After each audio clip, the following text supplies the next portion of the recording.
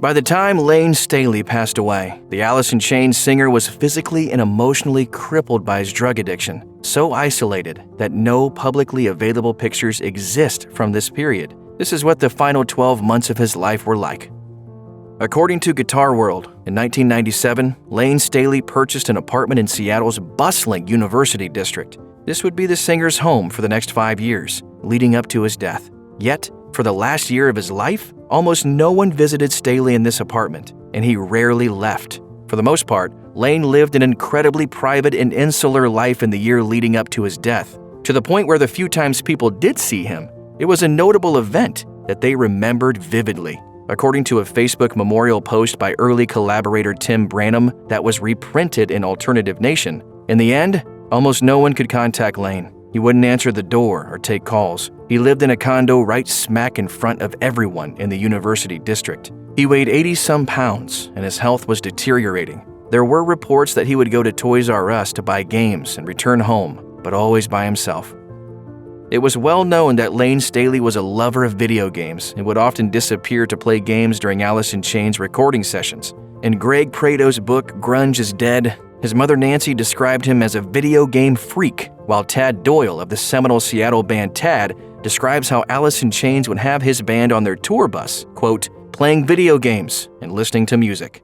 However, like many of the things that seemed to make him happy, video games became an escape for Staley, a way to focus his mind on something that didn't wear too hard on his emotions. In a Rolling Stone profile of the band, the writer described Lane disappearing to play games while his bandmates were playing a wild bumper car sport called whirly ball. There's a trope that rock stars overindulging in bad behavior and harmful drugs think they'll live forever.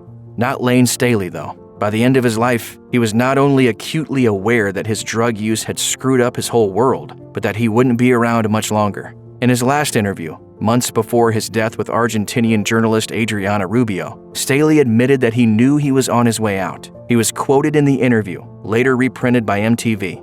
"I know I'm dying. I'm not doing well. Don't try to talk about this to my sister Liz. She will know it sooner or later. I know I'm near death. I did crack and heroin for years. I never wanted to end my life this way. I know I have no chance. It's too late." Perhaps the most painful thing about this is that Lane's sense of hopelessness drove him to isolate even further and push away even those who loved him. He said in the interview, "I know I did my best, or what I thought would be right. I changed my number. I don't want to see people anymore, and it's nobody's business but mine." Many outsiders looking in at the grunge scene claimed that the movement glamorized drug use, promoting the concept that art and addiction were intertwined via their lyrics and the growing concept of heroin chic that was popular in 90s fashion. But Lane Staley's final interview reveals that he was no longer using heroin for pleasure, but simply because he was so addicted to it that he couldn't possibly stop. He said in an interview published by Blabbermouth, "This drug use is like the insulin a diabetic needs to survive. I'm not using drugs to get high, like many people think." Because of this, Staley was disgusted by heroin's effect on his life, and that he didn't want Alice in Chains fans thinking it was cool, saying, "I never wanted the public's thumbs up about this drug use. My liver is not functioning, and I'm throwing up all the time and my pants. The pain is more than you can handle. It's the worst pain in the world. Dope, sick, hurts the entire body."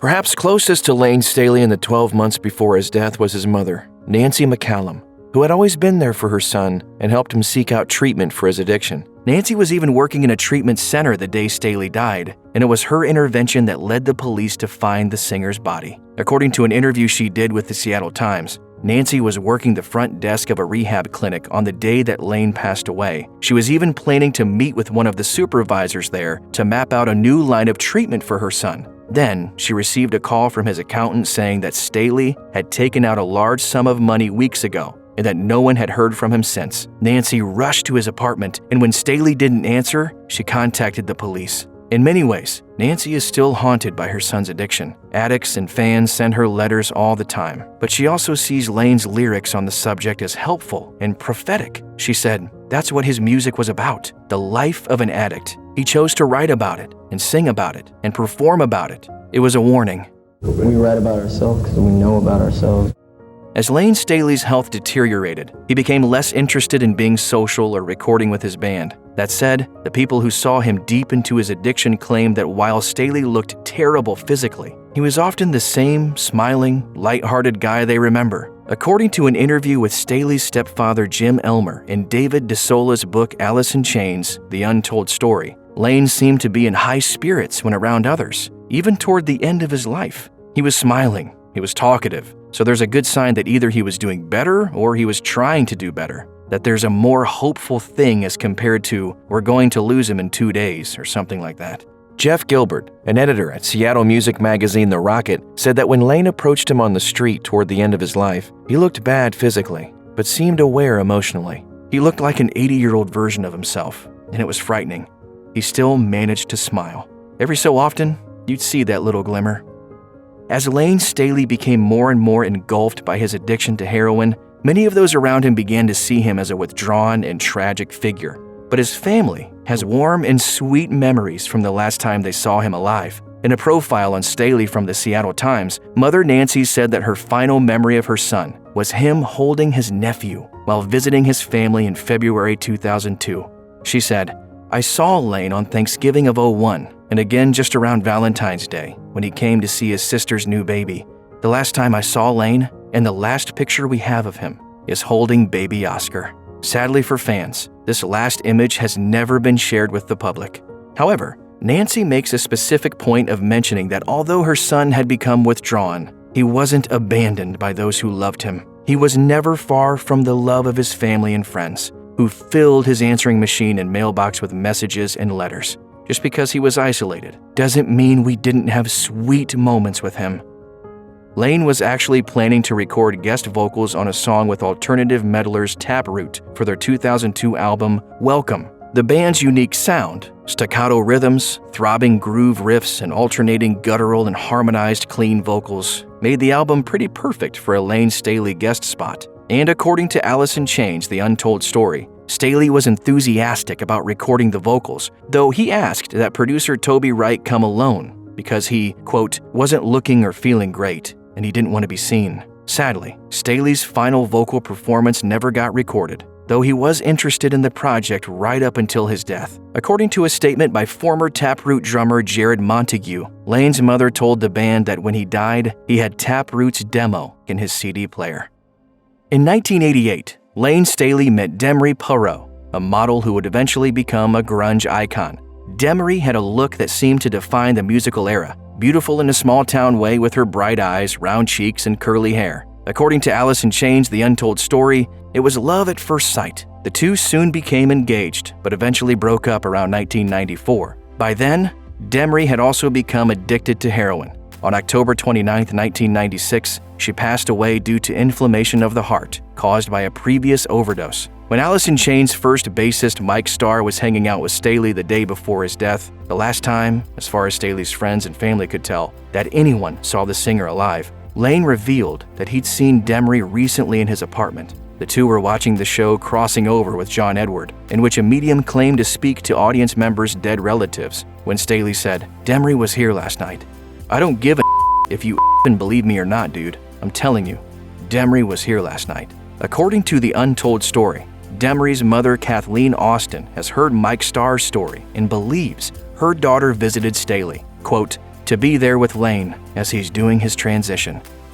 Original Alice in Chains bassist Mike Starr spent the day before Lane Staley's death, Starr's birthday in fact, hanging out with the singer at his University District apartment. The interaction was mixed. According to David DeSola's book, Lane was in a sour mood and got into an argument with Mike over his use of benzodiazepine. Perhaps the most tragic part of this was that the bassist, worried by Staley's appearance, tried to call 911 for his friend, but the singer declined.